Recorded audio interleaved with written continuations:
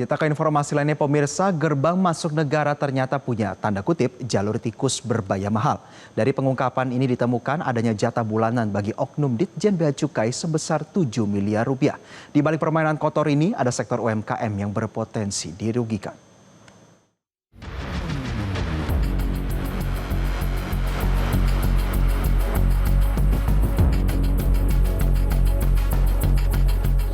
Komisi Pemberantasan Korupsi membeberkan hasil temuan dalam operasi tangkap tangan di Ditjen Bea dan Cukai. Perkara ini berkaitan dengan pemberian jatah bulanan dari PT Blu-ray untuk pejabat di Bea dan Cukai. Kasus ini dimulai saat PT Blu-ray ingin mendapatkan jalur hijau untuk pengiriman barang ke Indonesia. Padahal produk PT Blu-ray harusnya masuk ke jalur merah. Ini yang baru tercapture sama kita ya dalam tempo 1 kali 24 jam ini, dan informasi yang ada dari Desember 2025 sampai dengan Februari, berarti hanya 3 bulan, Desember 2025, Januari 2026, dan Februari 2026. Bahwa penerimaan uang ini juga dilakukan secara rutin setiap bulan sebagai jatah bagi para oknum di DJBC. Nih, bayangkan ini baru 3 bulan aja, tadi kan jumlahnya udah sekian ya. Apalagi dihitung mundur gitu ya, berapa bulan ke belakang, seperti itu. Lebih lanjut, Asep Guntur mengatakan praktek ini memuluskan masuknya barang tiruan dari berbagai negara yang kemudian membanjiri pasar domestik dengan harga murah. Secara dampak dirasakan oleh pelaku UMKM yang memproduksi barang serupa secara legal.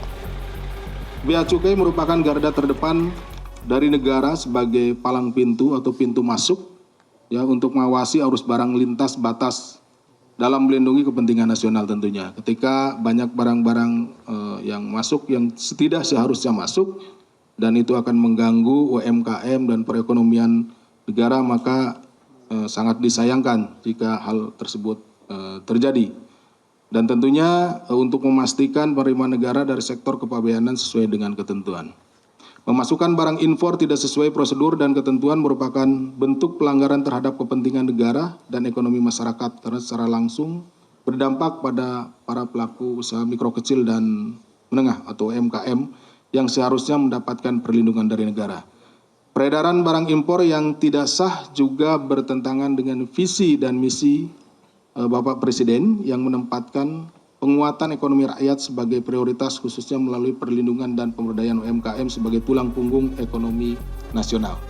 Presiden Prabowo Subianto pun menekankan dalam pidatonya di Forum Ekonomi Dunia pada 22 Januari di Swiss agar pemerintah melayani kepentingan umum serta menguatkan sektor UMKM. We must also enact a new culture in our bureaucracy. Our government must serve the general good and must not entrench itself in collusion with greedy and rapacious economic players. Achieving our mission also requires smart investment in infrastructure. Pemberantasan korupsi di Bea Cukai diharapkan dapat memperkuat pengawasan impor untuk melindungi industri dalam negeri dan mendukung pertumbuhan UMKM yang lebih sehat dan berdaya saing. Tim Liputan, Metro TV.